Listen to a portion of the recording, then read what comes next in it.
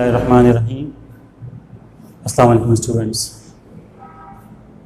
बेटा थ्योरम की एक्सरसाइज हम कंटिन्यू कर रहे हैं, एक्सरसाइज 2.3, और इसमें आज हम बात करेंगे सबसे पहले क्वेश्चन नंबर 8 की। इससे पहले हमने क्वेश्चन 5 किया था, और अगर उसकी प्रैक्टिस आपने की है तो आपको याद होगा कि वहाँ पर हमने डिस्कस किया था एक parallelogram.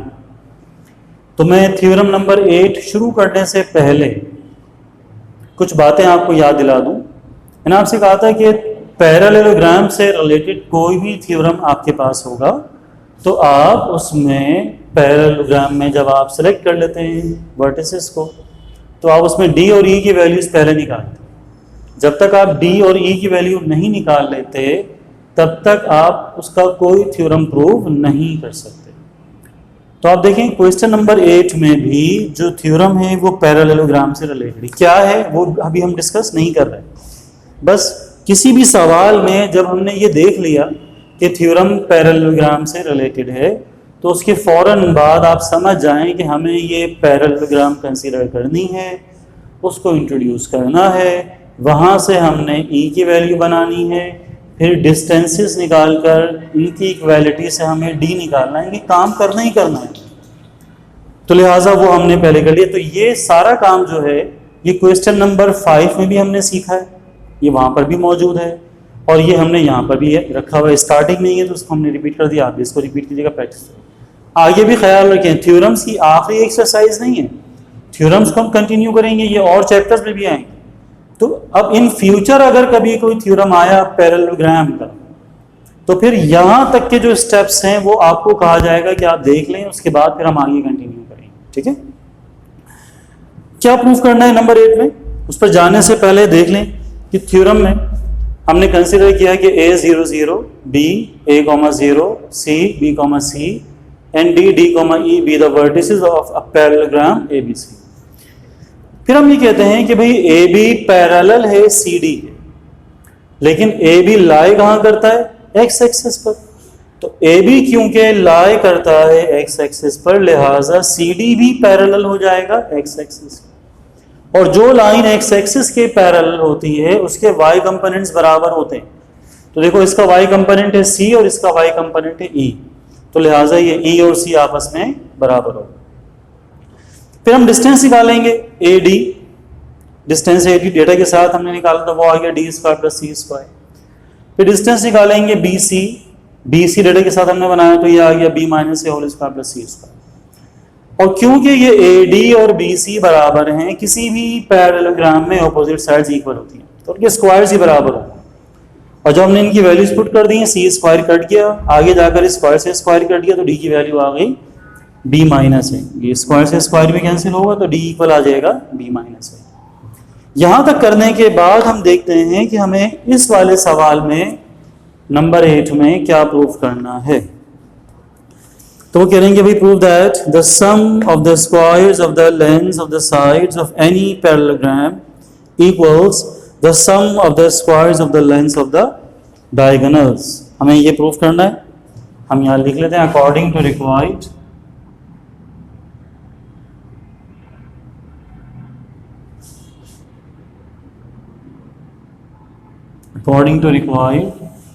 the sum of the squares of the length of the sides।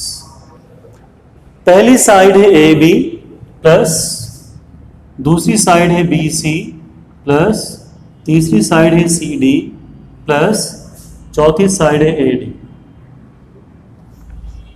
तो ये मिल गया हमें the sum of the squares of the length of the sides of a parallelogram. इससे हमने प्रूफ क्या करना है, is equal to the sum of the squares of the length of the diagonals. AC square plus BD square के बराबर आना चाहिए। इसको मैं कह रहा हूँ इक्वेशन 1, और ये इक्वेशन आप प्रूफ करें। थ्योरम आपने खुद से प्रूफ करना है। ठीक है, स्टेटमेंट पढ़ लें, इक्वेशन 1 देख लें। वो कह रहे हैं कि prove that the sum of the squares of the length of the sides is equal to the sum of the squares of the lengths of the diagonals. तो ये इक्वेशन 1 बना के हमने छोड़ दी। अब आप डिस्टेंस फॉर्मूले पर जाएंगे, 6 मरतबा ये डिस्टेंस निकालेंगे, चारों साइड्स को एक तरफ रखेंगे, दोनों डायगोनल्स को एक तरफ रखेंगे, left hand side right hand side के बराबर आ जाएगा, बात प्रूव हो जाएगी। डिस्टेंस निकालना कोई प्रॉब्लम नहीं है, इसलिए मैं ये थ्योरम आपके लिए छोड़ रहा हूँ। ठीक है बॉस। तो क्लास अभी जो हम बात करने जा रहे हैं थ्योरम नंबर 8 जो आपको समझाया मैंने इक्वेशन 1 तक, उसके बाद आपने डिस्टेंस निकाल के प्रूव करना है, तो वो आप लोग कीजिएगा। कोई मसला हो तो पूछिएगा। मजीद जो क्वेश्चंस हमें करने हैं उसके लिए हमें कुछ और डेफिनेशंस की ज़रूरत है। अभी तक हम बात करते हैं ट्राइंगल की, पैरेललोग्राम की, आगे हमें मिलेंगे ट्रेपेजॉइड या आइसोसेलेस ट्रेपेजॉइड। तो पहले ज़रा समझ लें होता क्या है। देखिए ट्रेपेजॉइड दरअसल क्या है, अ क्वाड्रिलेटरल। क्वाड्रिलेटरल तो कोई भी डायग्राम हो सकती है जिसमें 4 वर्टिसेस। जो पैरेललोग्राम है ये भी क्वाड्रिलेटरल है, किसी भी तरह से हम 4 साइड्स बना देते हैं वो बन जाती है क्वाड्रिलेटरल। तो ट्रेपेजॉइड भी दरअसल एक क्वाड्रिलेटरल है, लेकिन इसकी खासियत क्या है, इन विच 2 opposite sides are parallel and other 2 are non-parallel is called a trapezoid। अगर हमने ये बनाया A B C D और चारों को इस तरह से मिलाया तो हमने देखा कि A B पैरेलल है C D के। The 2 opposite sides are parallel, A B is parallel to C D, but other 2 are non-parallel, फिर AD is not parallel to BC। तो लिहाजा ऐसा कुछ हो जिसमें ऐसी कोई क्वाड्रिलेटरल हो जिसमें ऑपोजिट साइड्स का एक पेयर तो पैरेलल हो और दूसरा पेयर नॉन पैरेलल हो, उसको हम कहते हैं ट्रेपेजॉइड। और उसके बाद हम बात करते हैं आइसोसेलेस ट्रेपेजॉइड। जाहिर है अपने नाम से जाहिर है कि वो ट्रेपेजॉइड तो है, उसमें एक इजाफी खासियत आ गई आइसोसेलेस। जैसे ट्राइंगल होती है ना आइसोसेलेस, उसमें 2 साइड्स इक्वल होती हैं, तो बिल्कुल इसी तरह से ट्रेपेजॉइड में अगर 2 साइड्स इक्वल आ जाएंगी तो उसको कहते हैं आइसोसेलेस ट्रेपेजॉइड। फिर ये स्पेशल होती है थोड़ी सी और, इसमें थ्योरम्स आ जाते हैं फर्दर। ट्रेपेजॉइड में अगर 2 साइड्स इक्वल आ जाए। अच्छा, अब एक बहुत इंटरेस्टिंग चीज कि कौन सी 2 साइड्स इक्वल हो सकती हैं ट्रेपेजॉइड में, ये जो नॉन पैरेलल साइड्स हैं ये इक्वल हो सकती हैं, जो पैरेलल वाली साइड्स हैं वो इक्वल नहीं हो सकती। मसलन a trapezoid in which non parallel sides are equal is called an isosceles trapezoid. देखा जाए अगर तो जो यहाँ पर प्रॉपर्टी मौजूद है कि A B is parallel to C D, वो यहाँ भी मौजूद है। हम देख रहे हैं कि ए बी और सी डी पैरेलल हैं। AD is not parallel to BC, हम देख रहे हैं कि AD और BC पैरेलल नहीं है। यहां तक तो ये बन गई ट्रेपेजॉइड। अब ये आइसोसेलेस इसलिए है कि जो नॉन पैरेलल साइड्स हैं वो बराबर हैं, उनकी मेजरमेंट इक्वल है।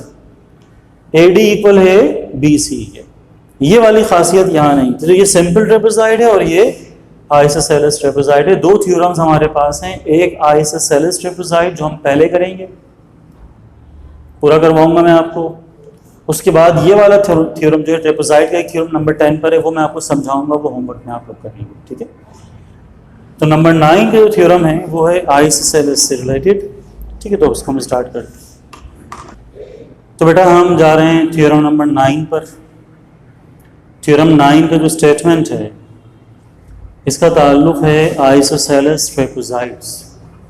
थ्योरम का स्टेटमेंट बहुत आसान है, वो कह रहे हैं कि prove that the diagonals of an isosceles trapezoids are equal. मैंने अभी यहाँ पर इसके डायगोनल्स नहीं बनाए हैं, लेकिन जो हमें प्रूफ करना है वो ये है कि किसी भी आइसोसेलेस ट्रेपेजॉइड के डायगोनल्स इक्वल होते हैं। तो हमें ये प्रूफ करना है कि इसका पहला डायगोनल AC दूसरा डायगोनल BD बराबर होंगे, ये प्रूफ करना है।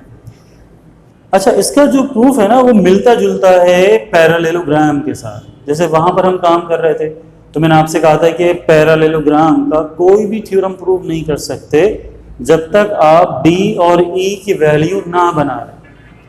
तो बेटा आइसोसेलेस ट्रेपेजॉइड में भी यही मसला है, जब तक आप इसमें D और E की वैल्यू नहीं बना लेंगे तब तक आप आइसोसेलेस ट्रेपेजॉइड का कोई थ्योरम प्रूव नहीं कर सकते। तो पहले तो हमने एक आइसोसेलेस ट्रेपेजॉइड कंसीडर कर ली, इसमें ये देखते हुए कि भाई AD जो है वो नॉन पैरेलल है BC के, तो ये दोनों इक्वल हैं। ठीक है, ये लिख भी दिया हमने कि late A 0 0, B A 0, C B C and D E be the vertices of an isosceles trapezoid। यानी पैरेललोग्राम के जो सिलेक्शंस हैं और आइसोसेलेस ट्रेपेजॉइड की जो सिलेक्शंस हैं उनमें हमने कोई फर्क नहीं रखा। फिर देखिए वही थ्योरी आ गई कि DC पैरेलल है AB के और AB कहाँ लाई कर रहा है x एक्सिस पर। इसका मतलब DC या CD ये पैरेलल होगा x एक्सिस के साथ, और जो लाइन x एक्सिस के पैरेलल होती है उसके y कंपोनेंट्स तब्दील नहीं होते। तो C में से आएगा y कंपोनेंट C और D में से आएगा y कंपोनेंट E, तो ये दोनों इक्वल हो गए, तो E की वैल्यू हासिल हो गई। फिर D की वैल्यू बनाने के लिए हम कंसीडर करते हैं डिस्टेंस फार्मूला। ये सारा वही काम एग्जैक्टली वैसे ही करना है कि आप डिस्टेंस फार्मूला लेकर आएंगे, तो डिस्टेंस में आप लगा देंगे D dash square x2 minus x1 whole square plus y2 minus y1 whole square. पहले हमने निकाला AD, डेटा भी A और D से बनाएंगे, x1 y1 और x2 y2, उसको पुट करेंगे D माइनस 0 E माइनस 0, तो D minus 0 square E minus 0 square, 0 0 छोड़ देंगे तो ये बचना चाहिए D square plus E square, लेकिन क्योंकि E बराबर है C के तो ये बन गया D square plus C square. फिर हम बनाएंगे इसके सामने वाली साइड BC। अगर आप इसको और से देखें, C जो है वो स्लाइटली आपके लेफ्ट हैंड साइड पर है, और थ्योरम में जब डिस्टेंस फॉर्मूला लगाते हैं तो जो पॉइंट हमारे लेफ्ट पर होता है हम उसको पहले रखते हैं, तो लिहाजा x1 y1 में आएगा C और x2 y2 में आ जाएगा B। C हमारे पास है B, C और B हमारे पास है A, C। फॉर्मूले में जाएंगे तो डिस्टेंस में आ जाएगा BC square, x2 minus x1 में आ जाएगा A माइनस B और y2 माइनस y1 में 0 minus A minus B whole square हमने कॉपी किया, C माइनस 0 स्क्वायर में C स्क्वायर बचेगा, 0 हमने छोड़ दिया। अब क्योंकि ये एक आइसोसेलेस ट्रेपेजॉइड है जिसमें नॉन पैरेलल साइड्स इक्वल होती हैं, तो उनके स्क्वायर्स भी इक्वल होंगे। इनकी वैल्यूज पुट कर देंगे तो C स्क्वायर कट जाएगा, D स्क्वायर बचेगा, A minus B whole square बचेगा, इनके भी स्क्वायर कैंसिल होंगे तो D इक्वल आ जाएगा A माइनस B। तो बेटा आइंदा भी अगर कभी कोई आइसोसेलेस ट्रेपेजॉइड का थ्योरम आया तो यहाँ तक का काम आपसे कहा जाएगा भाई कर लीजिए, क्योंकि ये तो करना ही करना है। इसके बगैर आप आइसोसेलेस ट्रेपेजॉइड का कोई भी थ्योरम प्रूव नहीं कर सकते, कोई नहीं कर सकते। अब आ जाइए आप कि करना क्या है, स्टेटमेंट क्या है। हमें ये प्रूफ करना है कि the diagonals are equal. Prove that the diagonals of an isosceles trapezoid are equal.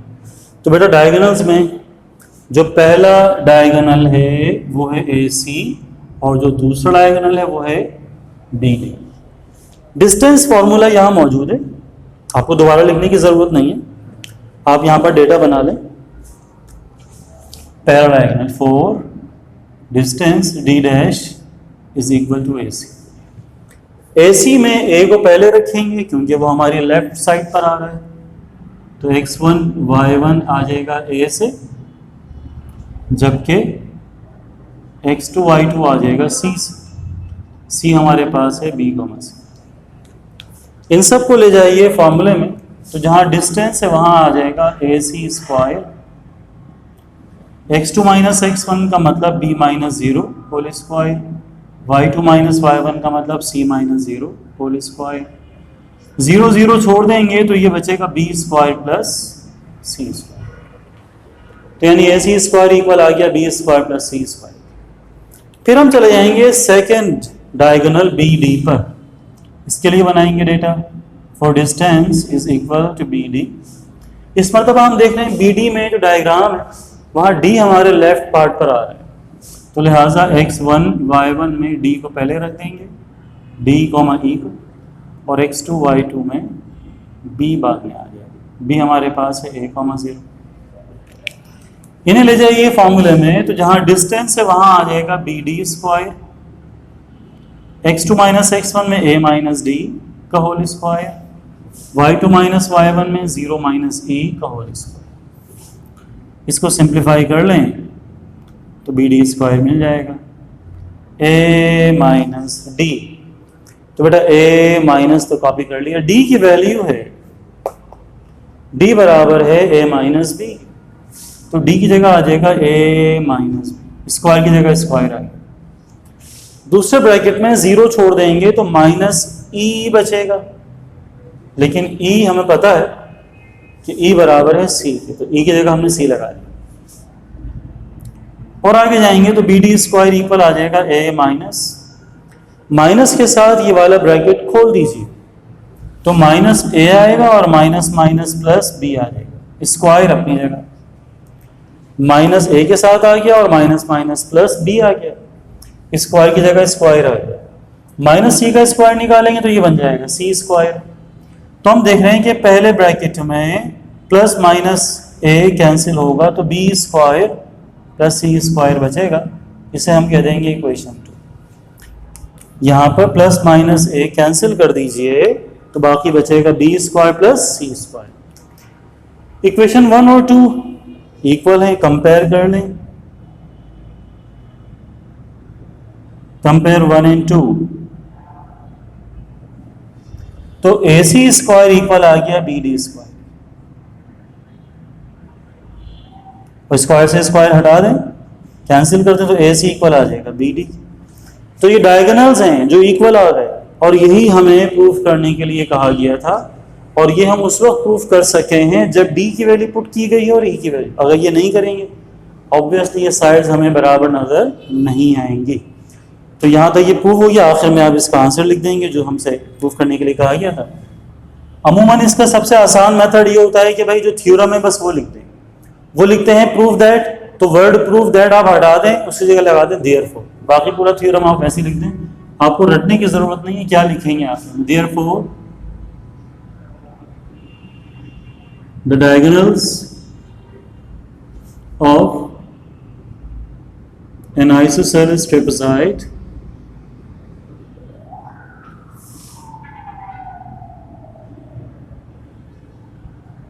are equal, hence proved। ठीक है भाई, पॉज कीजिए। तो बेटा इसके बाद हम बात करेंगे क्वेश्चन नंबर 10 की। ठीक है, शुरू करने से पहले ये बता दूं, आप लोग नोट कर लें अपने पास नोटबुक में कि क्वेश्चन नंबर 5 और 9 ये ज़्यादा अहम सवालात हैं एक्सरसाइज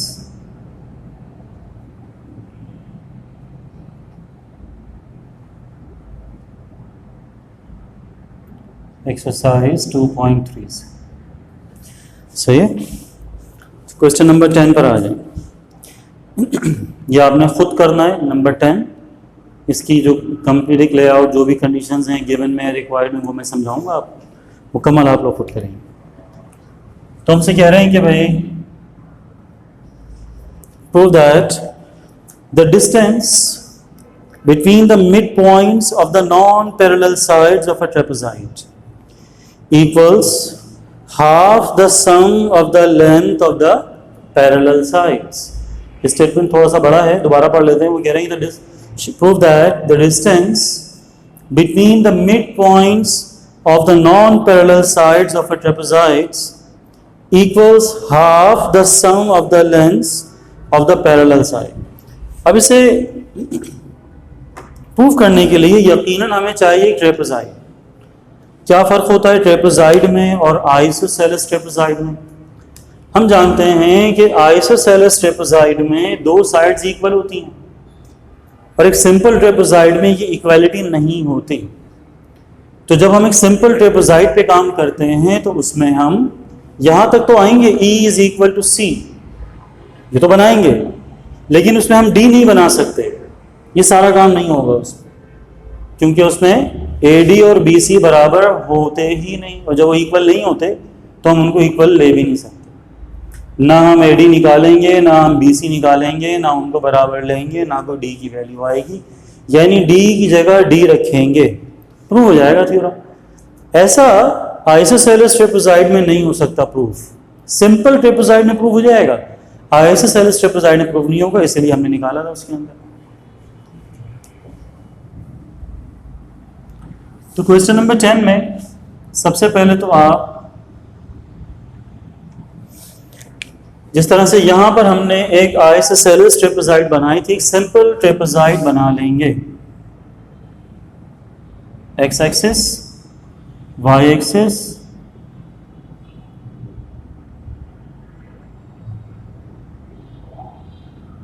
एक सिंपल ट्रिपलोसाइड बना लिया। वर्टेक्स ए यहां पर आ गया ओरिजिन पर 0,0, वर्टेक्स बी यहां पर आ गया a,0, वर्टेक्स सी b,c, वर्टेक्स डी d,e। और ये आईएसएसएल ट्रिपलोसाइड नहीं है, ऑपोजिट साइड्स बराबर नहीं है, इसलिए हमने उसको लिखा भी नहीं है। हम देख रहे हैं ये साइड छोटी है, वो साइड बड़ी है।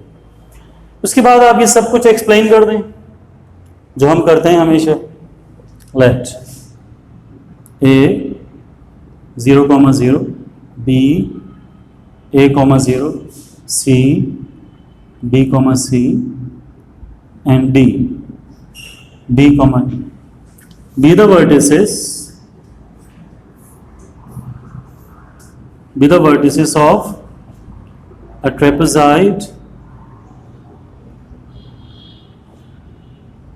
ABCD such that, अब यहां से हम कनेक्ट कर रहे हैं, ठीक है। ट्रेपेजॉइड ABCD तक तो ये सिंपल हो गया। अब यहां से हम कनेक्ट कर रहे हैं, थ्योरम में हमें चाहिए नॉन पैरेलल साइड्स के मिड पॉइंट्स। तो जो BC है इसका मिड पॉइंट हमें चाहिए, जो AD है इसका मिड पॉइंट चाहिए। तो AD का जो मिड पॉइंट है उसको हम कह देते हैं E, और BC के मिड पॉइंट को हम कह देते हैं F, ठीक है। तो हम लिखेंगे such that E and F be the midpoints of AD and BC respectively, ठीक है। सपोज कीजिए तो बेटा यहां पर हमने जो मिड पॉइंट्स हैं E और F उनको इंट्रोड्यूस कर दिया।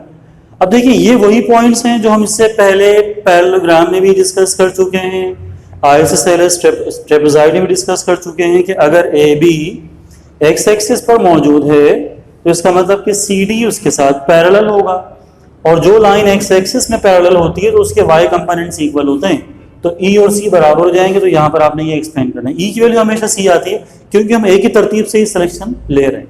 अगर हम अपनी सिलेक्शन चेंज कर देंगे तो फिर बात है। अब यहां से ये थ्योरम आपने प्रूफ करना है, जो रिक्वायर्ड इक्वेशन है वो मैंने लिख दी है। हमें ये प्रूफ करना है कि EF इक्वल है half of AB plus CD। इसमें EF क्या है वो समझ लीजिए। EF is the distance between the mid points of non parallel sides. Non parallel sides के जो मिड पॉइंट्स हैं उनको कनेक्ट कर दिया हमने, लिहाजा EF is the distance between the mid points of non parallel sides. ये पूरा सेंटेंस लिखा हुआ थ्योरम में, और इसे इक्वल किसके लाना है? This should be equal to the half of the sum of the parallel sides. तो पैरेलल साइड्स में कौन है? AB और CD। लिहाजा आपको जो काम करना है, प्रैक्टिकली जो वर्क करना है वो क्या है? नंबर 1, मिड पॉइंट फॉर्मूले पर जाएंगे आप, इसके फौरन बाद E निकालेंगे, F निकालेंगे, ये दो मिड पॉइंट्स निकालेंगे। नंबर 2, 3 डिस्टेंसेस निकालेंगे, EF, AB और CD। नंबर 3 लाकर यहां रख देंगे, सिंप्लीफाई करेंगे, लेफ्ट हैंड साइड बराबर आ जाएगी राइट हैंड साइड के, बाद हो जाएगी। बस आखिर में वही नसीहत जो हमेशा करता हूं कि थ्योरम करते हुए जब डिस्टेंस फॉर्मूला लगाएंगे तो डेटा बनाते हुए ख्याल रखेंगे कि पहले किसको लेना है, बाद में किसको लेना है। कि भाई आप AB निकालेंगे तो A पहले आएगा, उल्टे हाथ पर है। EF निकालेंगे तो E पहले आएगा, उल्टे हाथ पर है। DC निकालेंगे तो D पहले आएगा, उल्टे हाथ पर है। DC या CD एक ही बात है, लेकिन रखेंगे पहले D को क्योंकि वो उल्टे हाथ पे आ रहा है। सीधे उल्टे हाथ का ख्याल नहीं रखेंगे तो गड़बड़ हो जाएगी। कोई मसला हो तो फिर पूछिएगा, इंशाल्लाह अगले लेक्चर में हम 2.4 डिस्कस करेंगे। अल्लाह हाफ़िज़।